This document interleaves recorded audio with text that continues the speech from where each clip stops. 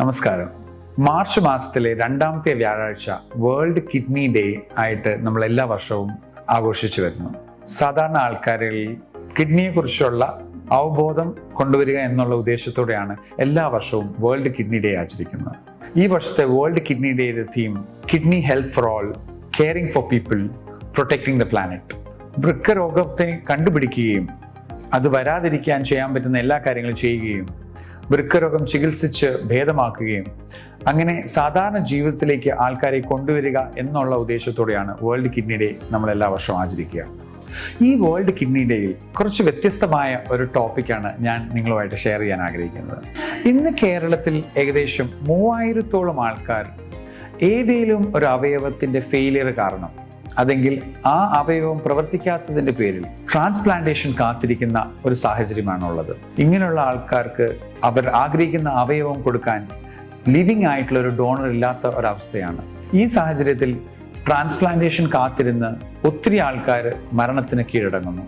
നമ്മുടെ ഒരു വർഷം കേരളത്തിൽ ഏകദേശം 20 കാഡാവറിക് ട്രാൻസ്പ്ലാന്റ് അല്ലെങ്കിൽ മസ്തിഷ്ക മരണാനന്തര അവയവദാന സർജറികളെ നടക്കുന്നുള്ളൂ, അല്ലെങ്കിൽ 20 ഡോണേഴ്സേ വരുന്നുള്ളൂ.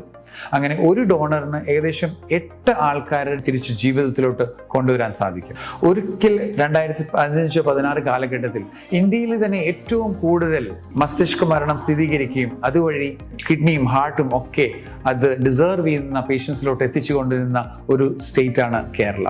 എന്നാൽ പല രീതിയിലുള്ള സിനിമകളും ഇതിനെക്കുറിച്ചുള്ള തെറ്റായിട്ടുള്ള ധാരണകളും സോഷ്യൽ മീഡിയ വഴി തെറ്റായിട്ടുള്ള വീഡിയോസും വഴി മസ്തിഷ്ക മരണാനന്തര അവയവദാനത്തിനുള്ള പ്രോത്സാഹനം കുറയുകയും അങ്ങനെ ഇതിലോട്ട് വരുന്ന ആൾക്കാരും ഡിക്ലെയർ ചെയ്യുന്ന ഡോക്ടേഴ്സിൻ്റെയും കൊടുക്കാൻ ആഗ്രഹിച്ചു വരുന്ന മരിച്ച ആളുടെ റിലേറ്റീവ്സ് അല്ലെങ്കിൽ ബന്ധുക്കളുടെ എണ്ണം ഗണ്യമായിട്ട് കുറഞ്ഞതിൻ്റെ പേരിൽ ഹാർട്ടും കിഡ്നിയും കാത്തിരിക്കുന്ന ഒട്ടനവധി പേർ ഇന്ന് മരണത്തിന് കീഴടങ്ങുന്നു. ഈ വൃക്കദിനത്തിൽ നമുക്ക് എല്ലാവർക്കും ഒന്ന് ചിന്തിക്കാം, ഇതിനെക്കുറിച്ചുള്ള അവബോധം ആർജിക്കാം.